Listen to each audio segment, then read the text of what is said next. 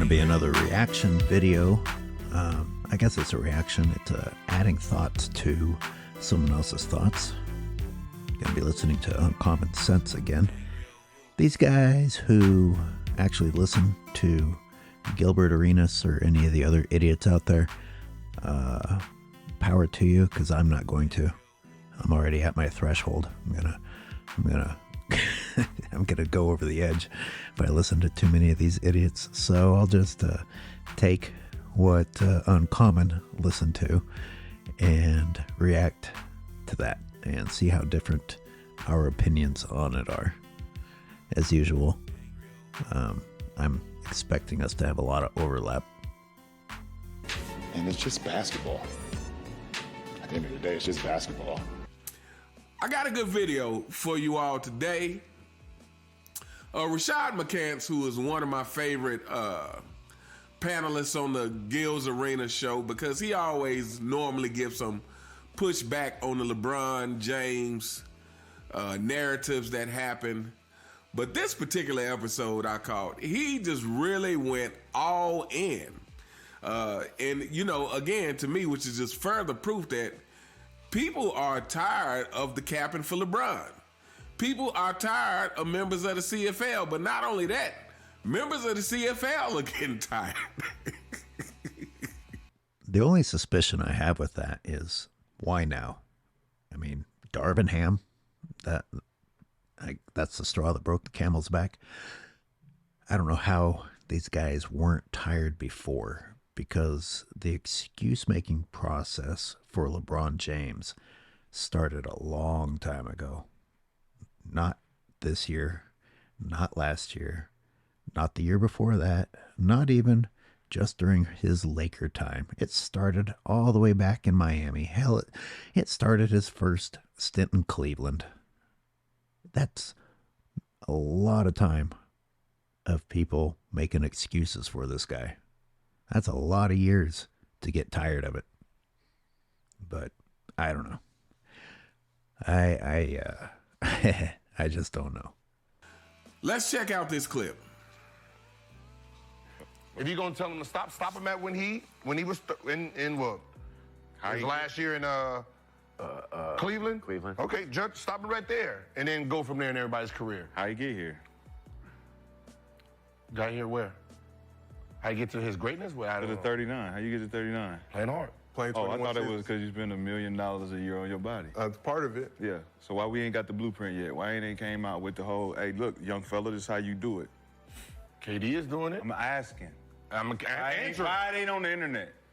Everything else on the internet. Give me the blueprint of 1, 2, 3. Go buy this hyperbaric chamber. Go get this massage therapist. Go get these things to help your legs and your knees. Hey, young fella, you want to last in this motherfucking league 24, 26, 20, 35 years? Do it like this. Why can't we figure out what you doing? KD? Because listen, you know what? KD, Curry. You talking about two? They're playing exactly the same way at the same age. Stop it. Unless Rashad calls him out on that. I'm thankful that he's going to call him out on other things. But that's already untrue. The playing style isn't similar. Durant and Curry play based on skill much more than LeBron relies on physicality. Nobody can deny that. No matter how much you dislike Durant or Curry, those two aren't barreling over people. They're not dunking in exaggerated ways. They're just playing basketball. LeBron's physicality has escalated to a point that his actual basketball skills are displayed less and less often, and it's just him showing whether or not he can run over the top of somebody or back somebody down, or how unnecessarily exaggerated of a dunk he can do when he's at the cherry-picking end of a fast break.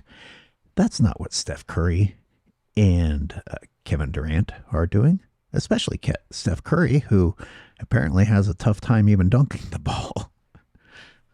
It's also really inconsistent how people describe LeBron's current play. Sometimes when they're making an excuse for his age, they will admit that he doesn't play defense and this, that, and the other thing have slipped. Then you'll hear, sometimes from the same people, but often on another channel, people will declare, he's still a top player in the league right now.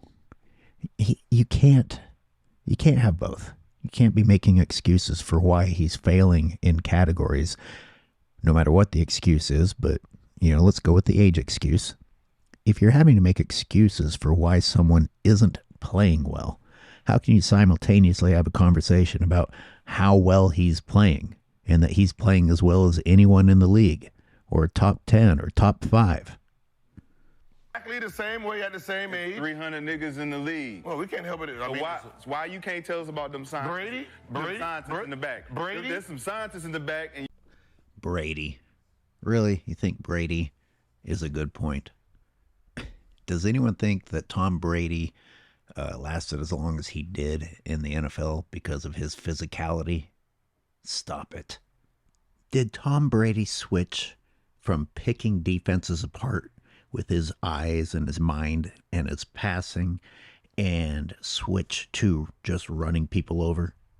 He's just like, I'm just going to put my head down and start running over people at age 40. That's not what happened. It's a terrible example. It's stupid. That's switching that shit. You just gotta learn. How about that you got Brady? to surgery. How about Brady at his age? Just some people just take the shit very seriously. And it ain't no genetic anomaly. This ain't no genetic. Either you an alien, a cyborg, or you're doing something nobody else knows what the fuck you doing, nigga. Some people can take Working hard, Rashad. Working hard. Some people can take the game serious. All right. So in the first part of this clip, now you hear Rashad McCantz basically saying, hey, this $1 million a year that LeBron spends on his body, why isn't there any instructions in the information age where you can find anything on social media? Why isn't there any blueprint, any instructions on this magical formula? I want to chime in and just play devil's advocate because I can hear some of the excuses in my mind that, hey, well, why would he want to share his secrets? It's a personal life. It's private. Maybe he doesn't want other people to have that advantage. But here's the thing. Like he mentioned, the age of information. It's pretty hard to keep certain things a secret. If LeBron James is heading to some special sports and science retreat, or if he's heading to some clinic, things like that, somebody would have eyes on that. Somebody would know it, right? I mean, you can't keep everything a secret, even if you want to. That LeBron James has to keep himself in shape. And I think this is a great question, fanboys. It's a good question for you guys. For in the information age where you can find anything on the internet, you can find anything. There is no blueprint. There is no instructional guide to this $1 million a year plan that LeBron James has to keep himself in this shape. That's kind of what I said. I'll go a step further now that he's mentioned a few things. In shape. What does being in shape really mean? Because you can be muscular and still have bad cardio. You can go to the gym at 1 a.m., 3 a.m., but unfortunately look tired as hell at 5 p.m. when you're actually supposed to be playing. You know what, LeBron, maybe at your age, going to the gym to snap some Instagrams is not the best idea. What else? Oh, why isn't anyone clamoring to be trained by LeBron's trainer if he's got this magical blueprint? Maybe I'm just not paying attention, but you'd think that if it was just via training, that LeBron's trainer would be trying to build his empire and become more rich based on the success of LeBron James, so supposedly defying Father Time. All the credit just seems to be given to LeBron James. that LeBron James is working hard and willing to invest in taking care of himself. Also, when they talk about investing in his body, does this include just the topical things, the appearance things, the vanity things, such as how much he spends on his fake hair, how much he spends on his beard dye, how much he spends on makeup, etc.? Is that included in that budget? And is it even $1 million? Because I think one day Reggie Miller switched to saying he spends $2 million on his body. By the way, does that offend anybody? In a world full of problems and hardships, is anyone offended that he spends that much money on his body? Because right now LeBron is playing for his ego. This longevity and the money he's investing in himself for the sake of longevity is all about himself and his ego. I would have preferred that he retire a long time ago when he was playing better and use his money, his millions, to try and help things that are worthy of being helped. Sure, I know each year his contract brings in a lot more money that could potentially be used for good things, but is he using it for good things, or is he using it to build shrines to himself? Or is he using it to build his multimedia LeBron James Incorporated empire? I mean, the guy's a billionaire while he's still playing. We don't need to wait until later for you to start spending that money on inspiring things. You should be doing it right now. Your interest alone could do it. And so, yeah, you know, LeBron would have been, he would have been serving himself best to retire years ago before he, you know, before people got so sick of hearing the excuses. Because, again, if the whole juice allegations are ever confirmed, well, let me be the first to say his entire career will be down the drain. I dare not be that optimistic. You know, they've made excuses for him this long, and they've made excuses for really ridiculous things. Steroid use wouldn't necessarily be the most ridiculous thing that they've made an excuse for. And I've already heard that side chatter the way that I said when I made my first steroid video more than a year ago, that they'll just say that it's fine, it's part of competing, or everybody does it. So I'm not so sure that that by itself will ruin his legacy. That'd be great, but I doubt it. Well, he started to juice at this time, but he had already won X amount of championships before that. Those rumors started back in Miami. So if these things are ever confirmed, that means your King's whole resume is washed. His whole resume is trash. It's in the gutter, which means, fanboys, that your whole lives are in the gutter with it.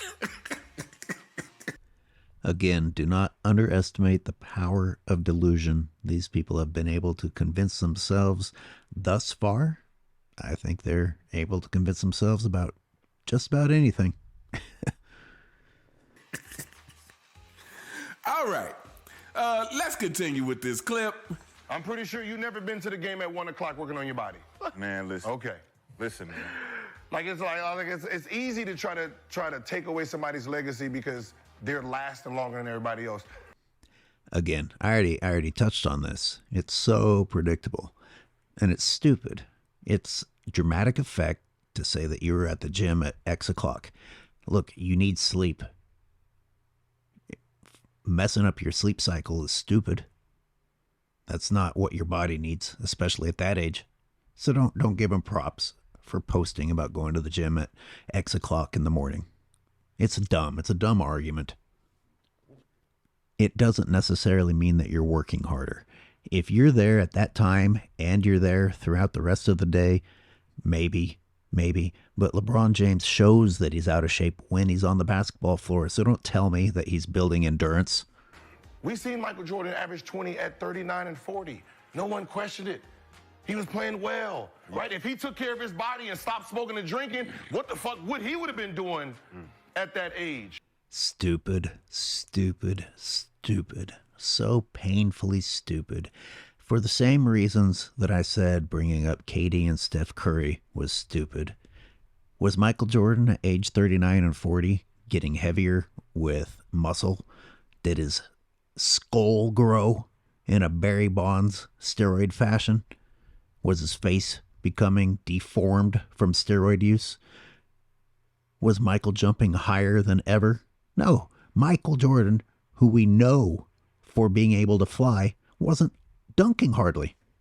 He was playing the way that a man who is a fantastic athlete, but is now 39 and has wear and tear on his knees, would play. He wasn't defying. He wasn't defying by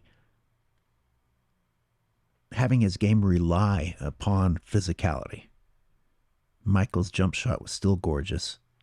Michael's assists were still gorgeous. Michael's ability to palm the ball and make people look like idiots with fake passes and things like that, that was all still gorgeous. And he could dunk when he needed to, but he wasn't doing this absurd LeBron James shit. He wasn't dunking when it was completely unnecessary for show and to feed his insecurity like LeBron James. It's not comparable. He smoked a cigar and drunk every night and still came out and averaged 20 in the hardest era of defense. Say what? Is this Gilbert Arenas? Has he checked with what he said in the past? Now he's giving Michael Jordan credit for excelling in the hardest era of defense. I thought he was crapping on Michael. I thought that when Michael played, things were watered down and all that stuff. This guy needs to check his notes. Don't ever hire him to be your attorney. Holy crap. And he's saying that Michael was playing great. I'm sure you can find Gilbert Arenas crapping on MJ's wizard ears in another video. With the jaundice eye. Right? With the jaundice eye. That's petty. He was getting his knee. He was getting his knee. And, Right? yeah, taking it. Yeah. Right? That means because I'm at 40, it's tough. But what I'm saying is, he's injecting his knee, getting his fucking drain, black tar coming out his knee, averaging 20 in a zone defense, smoking and drinking. So how did that happen? Sometimes it happens. This is going to sound like I'm bragging on myself. Look, I've outlasted my friends. I am not, I do not look like I use steroids, that's for sure. And I don't. But I have some good genes from my father that has allowed me to be able to still play at this age. And I smoke and I drink. Not cigarettes, not cigars, but sometimes you can. And you don't have to do steroids to do it, necessarily. And Michael Jordan was a physically superior human being. And you know what? He was living life the way he wanted to. He was playing basketball because he loved basketball, and he was smoking and drinking because he enjoyed it. He wasn't worried about whether or not he'd set records that couldn't ever be touched. He was playing for the right reasons. That shit wasn't on his mind, and it shouldn't be on people's minds. That shouldn't be why you're playing. Or at least that's my opinion, and that's the opinion of people who enjoyed sports from that era, when you played for the competition of it, when you played to win. Now people play for self-glorification, apparently, and fans are okay with it. Oh, well, he cost his team, but look at these stats. I mean, that's a sick way to look at sports, especially team sports.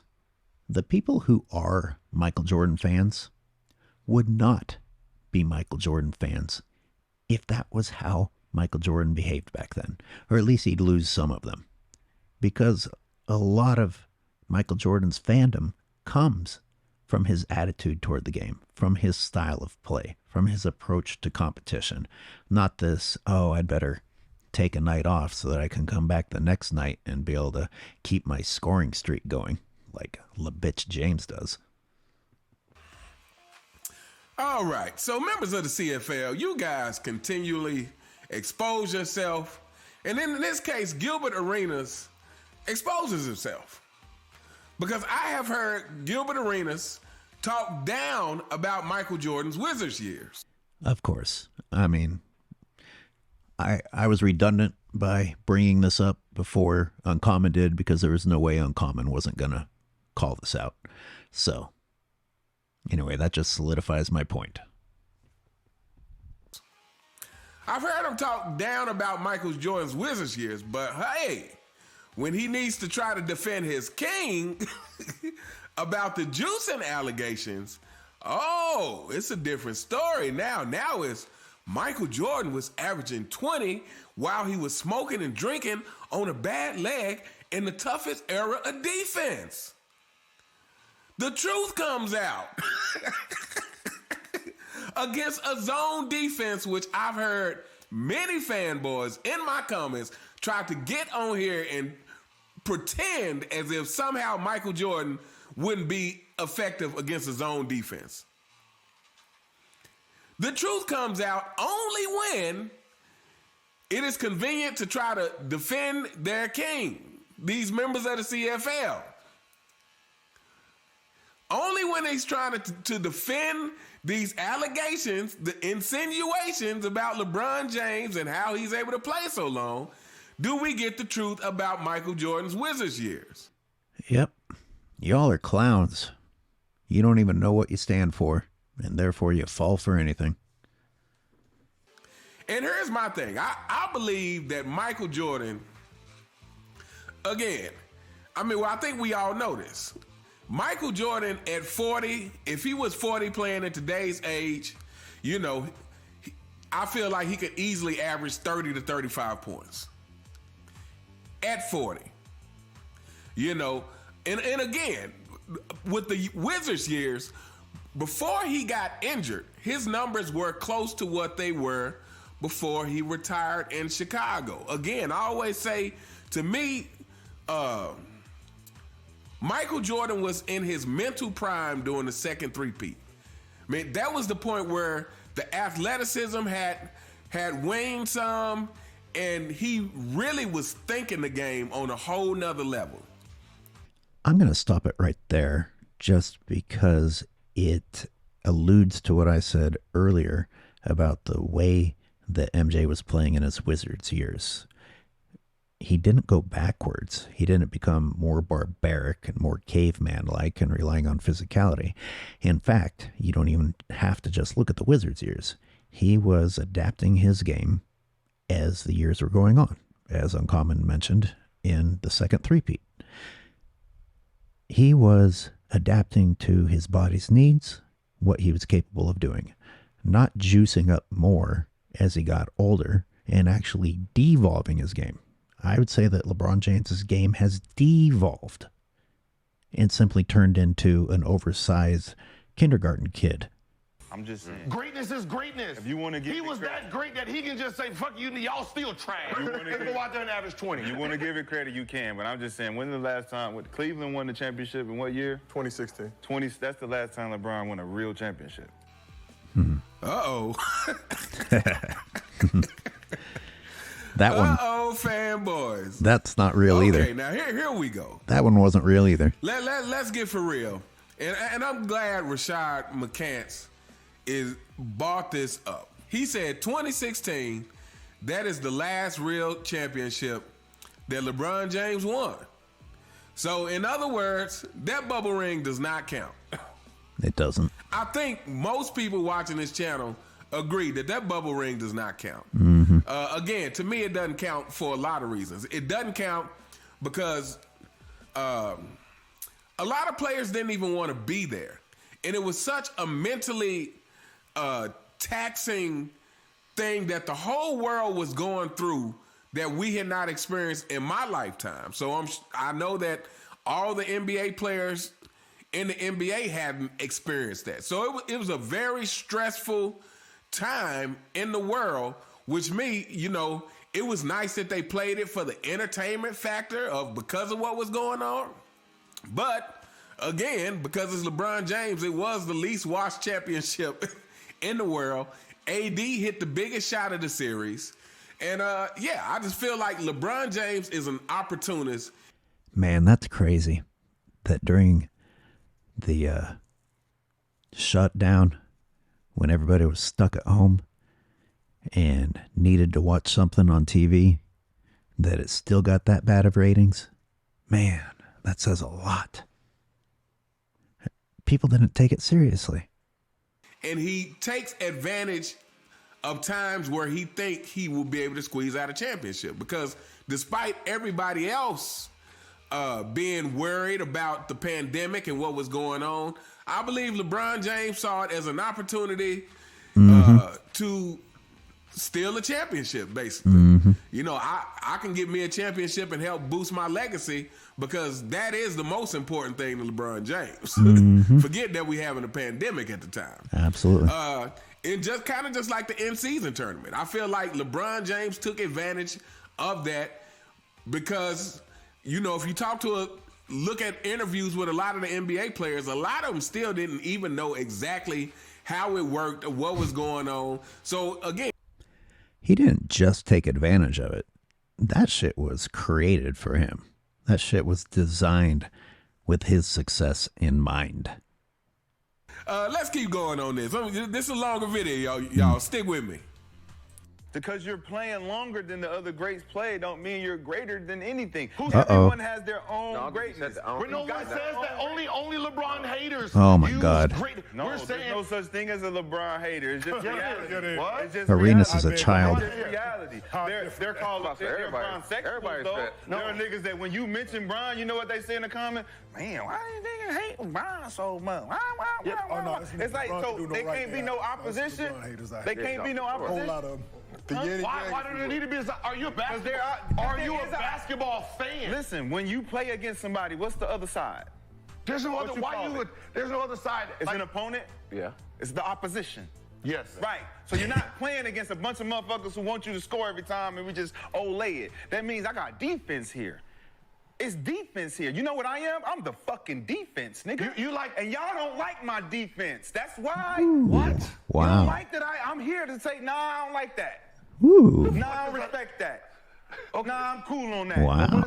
What does this basketball? Boy.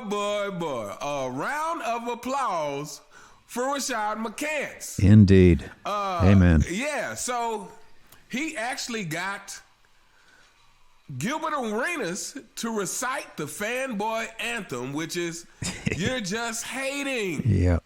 Child. What a child. And you know why this comes up. Whenever you attack the longevity of LeBron James, fanboys get in their feelings about that, because they know that is the only string of hope that they are holding on to, is this longevity argument. They know that is the only thing. Because I'm old and I still play basketball, I've used myself as an example many times. I go out there year after year. Let's say I go to the same gym and they're keeping track of how many points I've scored over the years, and other people come and go. I could, I'm not saying I do, but potentially over enough time, I could have the most points of anyone ever playing in that gym. No way, shape, or form would I be the best player that's ever played there. That, to me, explains the stupidity of the longevity argument. Boy, this is a long one from UnCommon. I'm going to have to break this into 2 parts. Yeah, it was fun. That was interesting. It's disappointing. Kenyon Martin and Gilbert Arenas are just embarrassing. But good for you, Rashad McCantz, and thank you, UnCommon, for showcasing this. Speaking of showcasing, you may have noticed the graphics at the beginning. I decided to incorporate a few of the graphics that some people have been sending to me. That's my way of saying thank you and recognizing your thoughts and your effort. I'll put your names down in the description to give you full credit and be incorporating some of these into my store. Maybe get a few of these designs onto some t-shirts. All right, everybody. Thanks for listening.